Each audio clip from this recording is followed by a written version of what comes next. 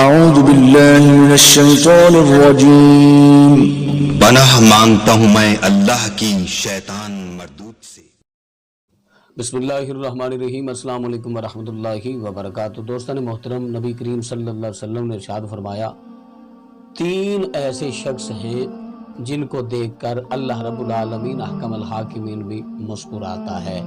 جن کو دیکھ کر اللہ رب العالمین احکم الحاکمین راضی ہوتا ہے، خوش ہوتا ہے۔ وہ کون سے خوش نصیب ہیں؟ اللہ کرے آپ اور مجھ میں بھی یہ عادات شامل ہو جائیں کہ میں اور آپ بھی اللہ کے برگزیدہ بندے بن جائیں اور اللہ رب العزت ہمیں دیکھ کر بھی مسکرائے۔ لیکن اس سے پہلے چھوٹی سی میری گزارش ہے کہ اگر آپ نے ابھی تک ہمارا چینل سبسکرائب نہیں کیا تو ہمارے چینل کو کریں سبسکرائب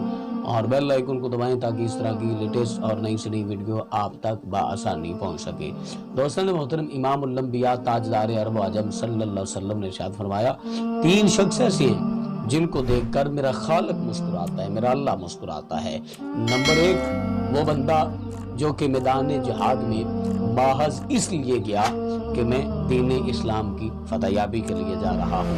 میں دین اسلام کی سربلندی کے لیے جا رہا ہوں، جہاں تک کہ وہ اللہ رب العالمین احکم الحاکمین کے راستے میں اپنی جان کا نذرانہ پیش کر دیتا ہے اور قربان ہو جاتا ہے، اور اس بندے کی طرف دیکھ کر اللہ رب العالمین احکم الحاکمین مسکراتے ہیں اور راضی ہوتے ہیں اور فرشتوں سے کہتے ہیں کہ اے فرشتوں، دیکھو ذرا، میرے اس بندے نے میری رضا کے لیے، میری خوشنودگی کے لیے اپنی جان کا نذرانہ پیش کر دیا اور میں نے اس پر جہنم کی آگ کو حرام کر دیا ہے۔ نمبر دو، وہ شخص جس کا بستر بھی نرم ہو، جس کی بیوی بھی خوبصورت ہو، جس کو آرام راحت کی اشد ضرورت ہو، اور وہ بندہ اٹھے اور اٹھ کر وضو کرے اور وضو کرنے کے بعد اپنے خالق کے حقیقی کے سامنے کھڑا ہو جائے،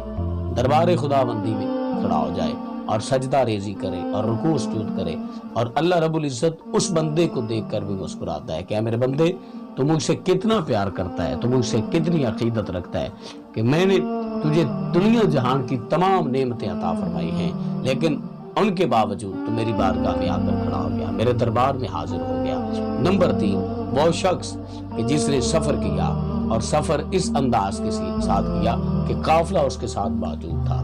قافلہ موجود ہونے کے باوجود اتنا سفر کیا کہ ایک مقام پر تھک ہار کر بیٹھ گئے اور وہ تمام کے تمام لوگ سو گئے، حتیٰ کہ رات گزرتی جا رہی ہے، سفر اس نے بھی کیا ہے، تھکاوٹ اس کو بھی ہے، اور وہ کھڑا ہو کر اپنے مالک کے سامنے حاضر ہو جائے، اپنے مالک کی بارگاہ میں حاضر ہو جائے، دربار خدا بندی میں رکوع سجود کرے۔ اللہ فرشتوں کو کہتا ہے کہ فرشتوں، میرے بندے کو دیکھو، تھکاوٹ اس کو بھی ہے، سفر اس نے بھی کیا ہے، لیکن اس نے میری رضا کے لیے یہ کھڑا ہو گیا، میں اس سے راضی ہوں۔